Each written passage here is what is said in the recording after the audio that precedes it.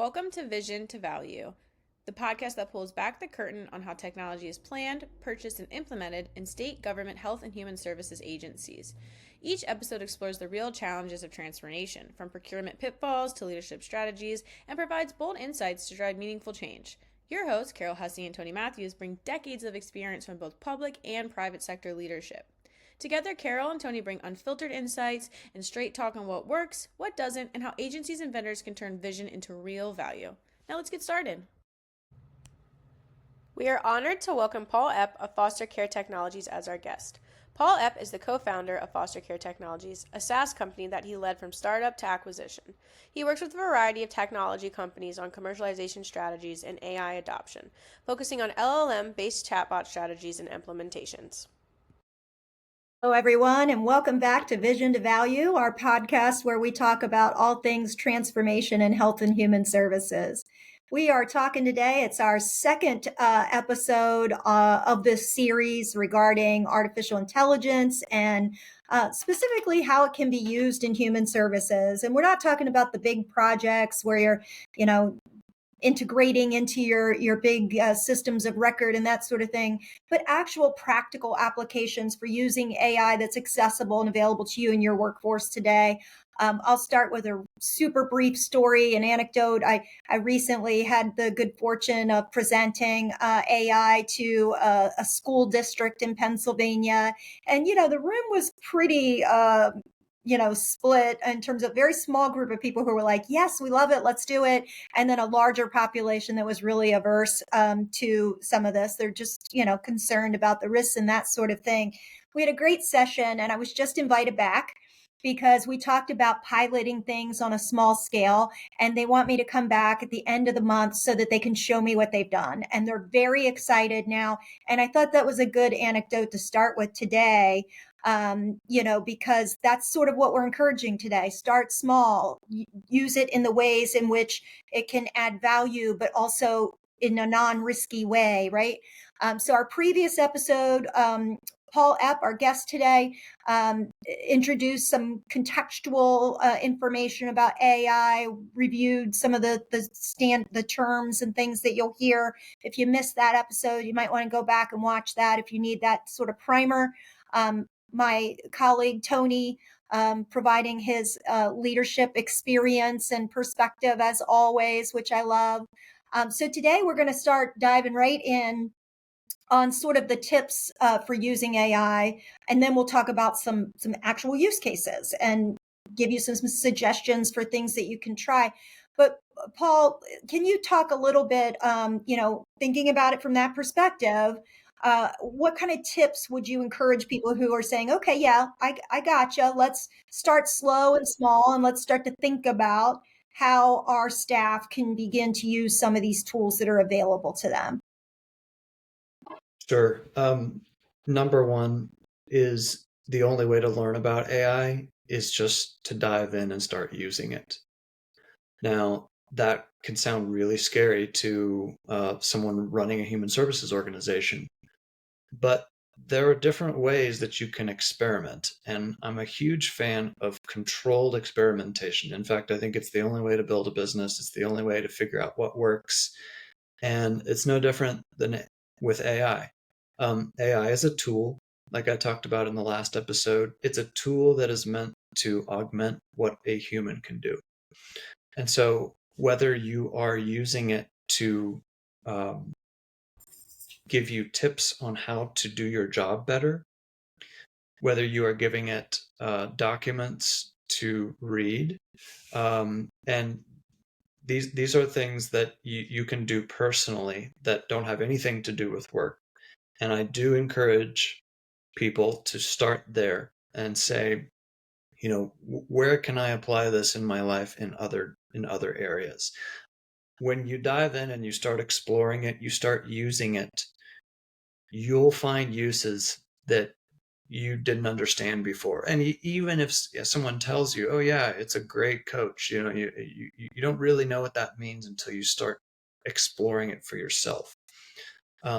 That being said, just to give you sort of a framing about what AI does, and we're talking about the chatbots that are built on large language models, a bunch of buzzwords there, but ChatGPT, Google Gemini, Claude from Anthropic, Microsoft has one called Copilot. These are the types of products that are freely available that you can use on your own and just use as a starting point to explore. They all have some free tier where you can get a sense for what it does. And the way I like to frame it, three of the most useful areas, and I personify them just so they're easier to remember. The first is as a coach. AI can coach you to better understand something or do your job better or basically learn anything.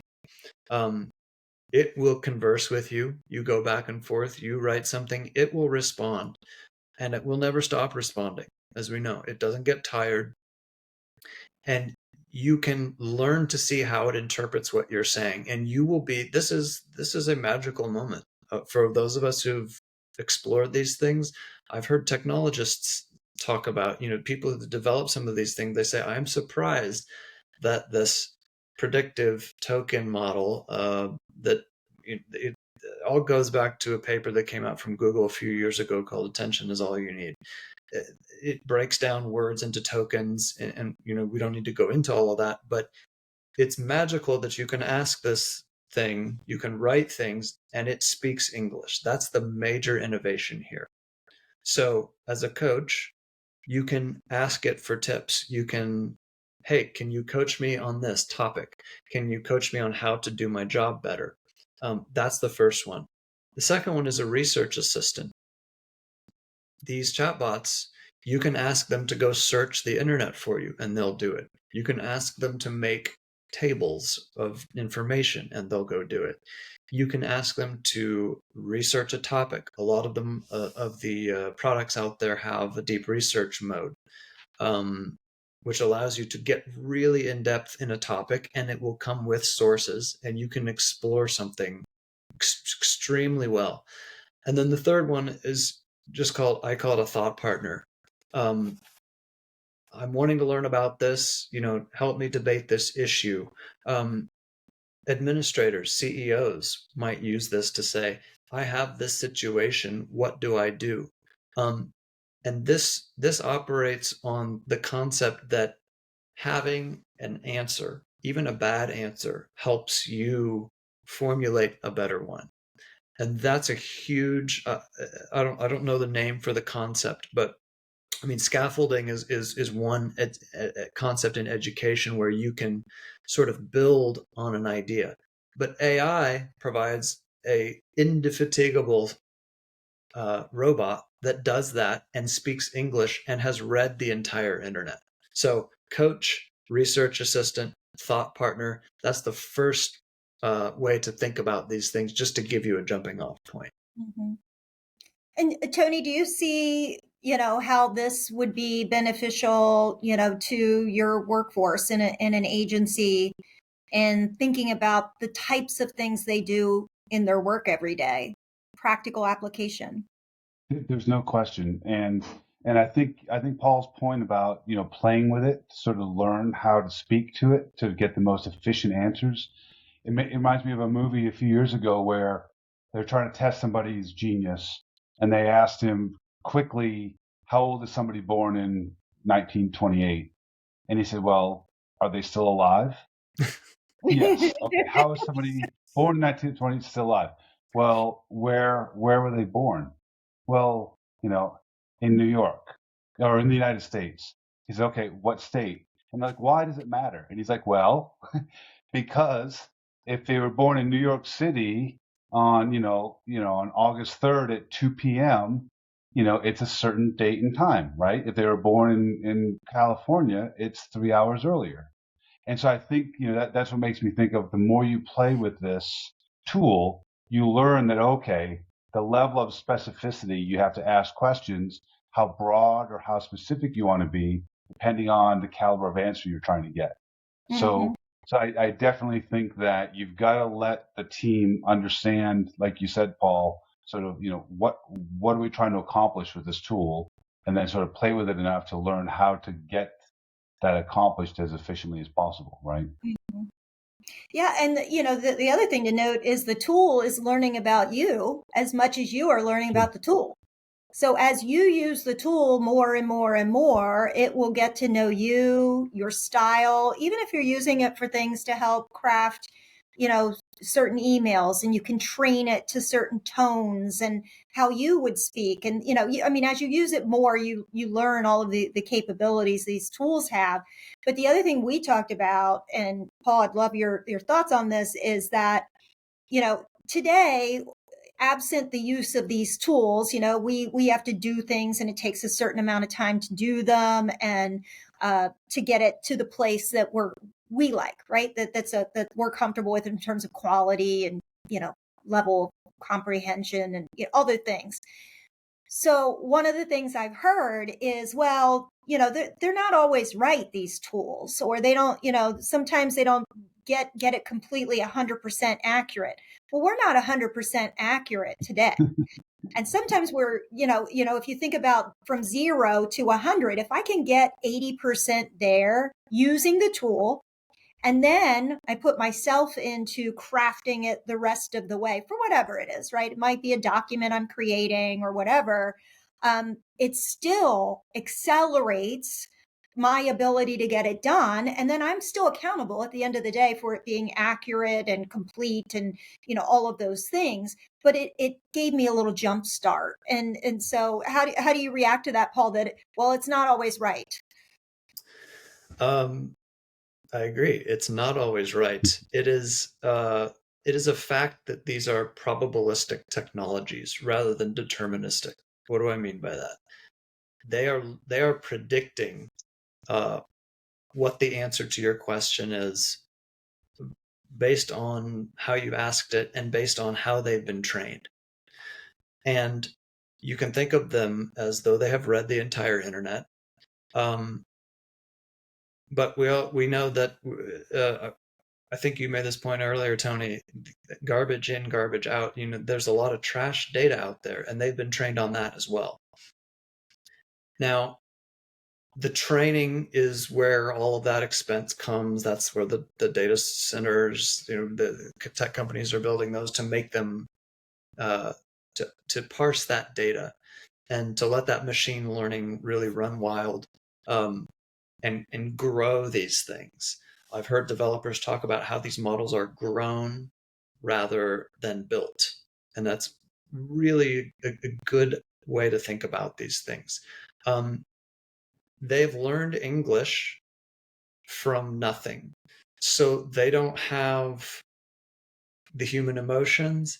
They don't have expertise in your particular situation. And so they will give back an answer that is probabilistic based on how you've asked the question, the best that it can. And so when we're talking about inaccuracies, and you'll hear the term hallucinations, these things will always give you an answer. And if they don't know, they will make it up. And, technically speaking, they're not making it up. They're just giving you back information according to what you gave it. And so this actually ties into my point about practicing using these things. For those of us that speak English, the better we can do that, the better we will understand these models. And there's a whole field called prompt engineering, where you can improve the way you're asking these prompts to get back sometimes dramatically better results. So when you're talking, Carole, about, it's not always true what they're giving me back, this drives home the point that this is just a tool. It's a starting point. You have to inject yourself into the process as an expert to get something that you can actually use. And this is another point I like to make that goes a little bit into the issue of AI safety, is that you should never use what these things output and then call it a day and send it in, whatever it is. And this is where human expertise continues to matter and always will, I believe, is that you understand the specific case, you understand what the tool is giving you back, you can edit it, you can analyze it. It may say what you were trying to say better, and that's fine. But you have to be the human being who says, yes, that's what I was trying to say in my chicken scratch notes. This is a better way to communicate. It's going to be more effective. The person who reads it, they'll better understand the situation. But you, the person, the human being, are always standing in between what comes out of the model and what eventually goes out into the ether, to other people, into your case management system, into your database, whatever the case is. So the researchers call it human in the loop. You have to keep the human in the loop, and you have to use your expertise now more than ever, perhaps, to say what's coming out of the model. Is it really true? Does it really apply to this case? Because it all depends on how well you prompted it. And you may not have done so. There may not be a way that you can prompt it that it can answer your question. So just driving home the point that it's a tool. That's how you get what you want out of it, is to use it more, see how it interacts, and then you'll get better answers. And you may be surprised at how much better your answers can be. Sure. Yeah.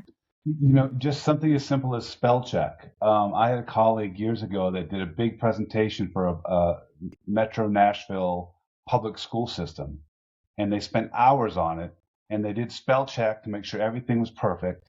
And they got up there, and halfway through the presentation, he realized that the header on every page didn't say Nashville Public School System. It said pubic school system, because pubic is a word. It's different. And the spell check didn't catch it. And I think to your point, the spell check did exactly what it was supposed to do, but a human being still had to look at it to make so technically no words were misspelled, but and he was the only one that noticed it, and he held his breath the rest of the presentation.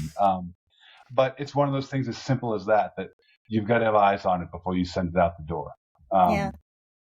The other thing I thought of, Paul, while you were speaking, was in Medicaid agencies that have to send communications out to members, right, at a certain reading level.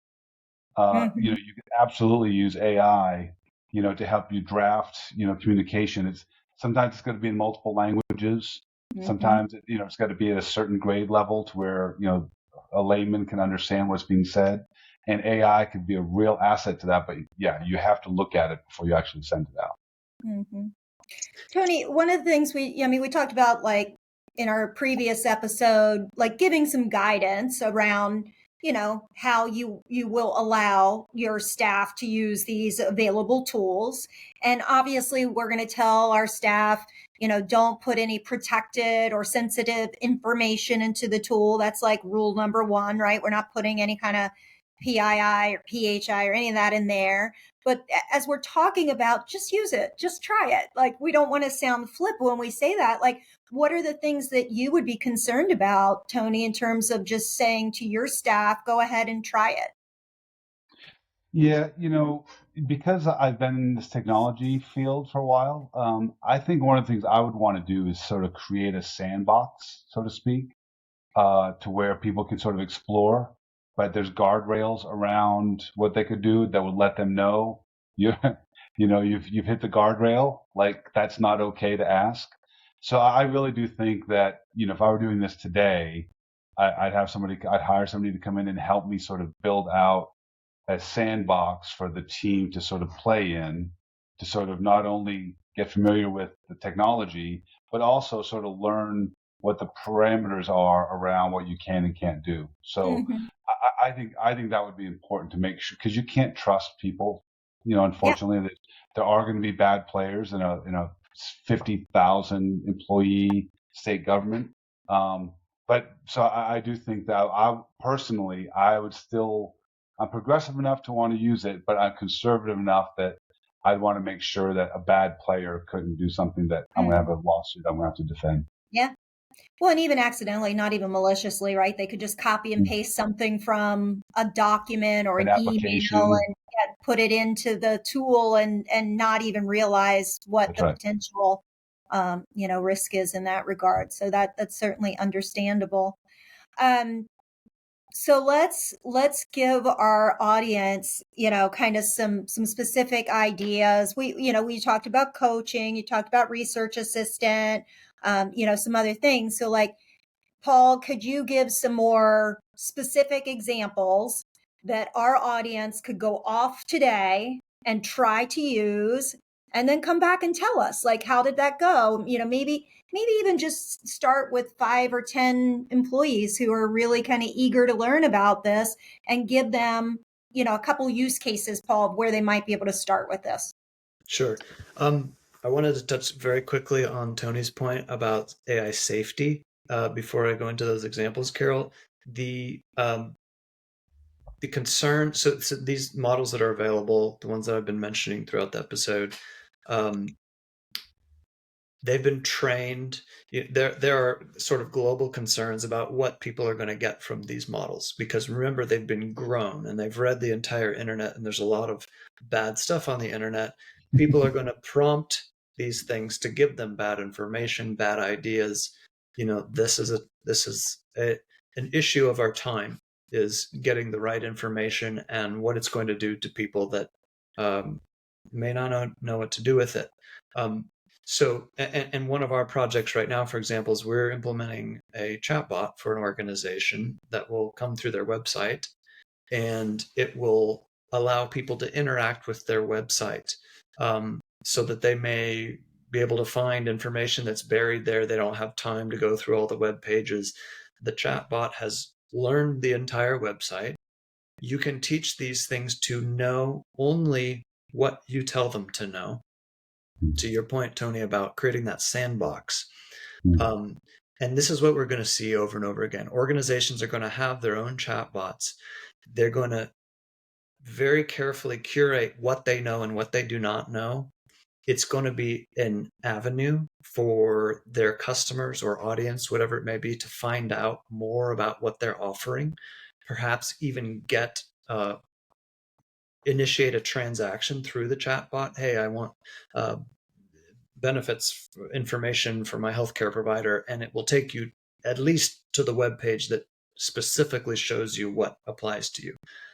Again, these things speak English, but we develop them. We can cage them so that they only know the things that we give them to know, and we can provide some protections around those chatbots in that way. And you're seeing organizations do it over and over again. As in terms of examples, if you're just looking for ideas about what to go and try, okay, I'm staring this thing on the screen. You may have it open right now as you're listening to this episode. What do I ask it?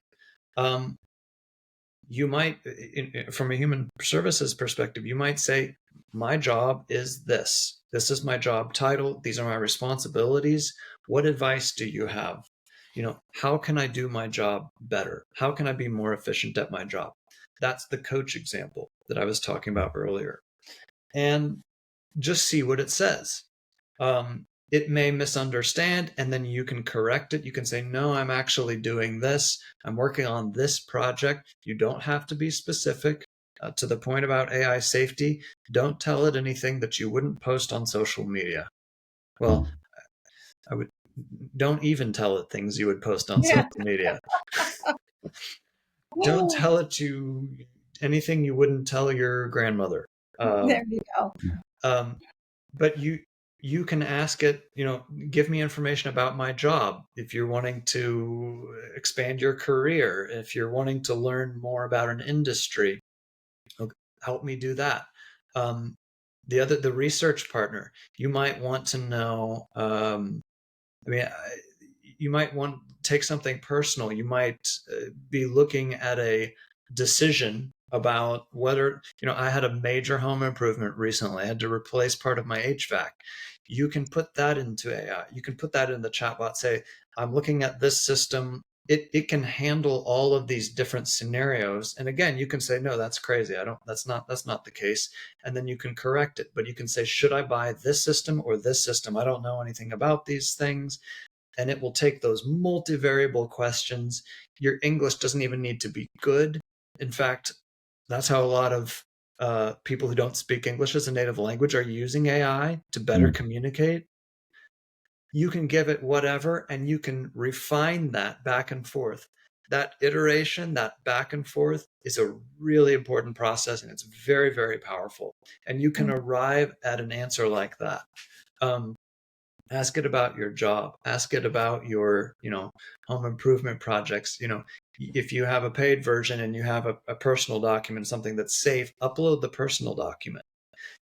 And tell me, summarize this document. You can also take a picture of, this is a famous one, you can take a picture of your pantry and it can see all of the food in it. You say, what can I make from this? You can take a picture of medical results. You can say, have it help interpret. And it's using, back to the first episode, it's using optical character recognition they've figured out how the English speaking model can interpret all of these things. And you can take this one away for sure.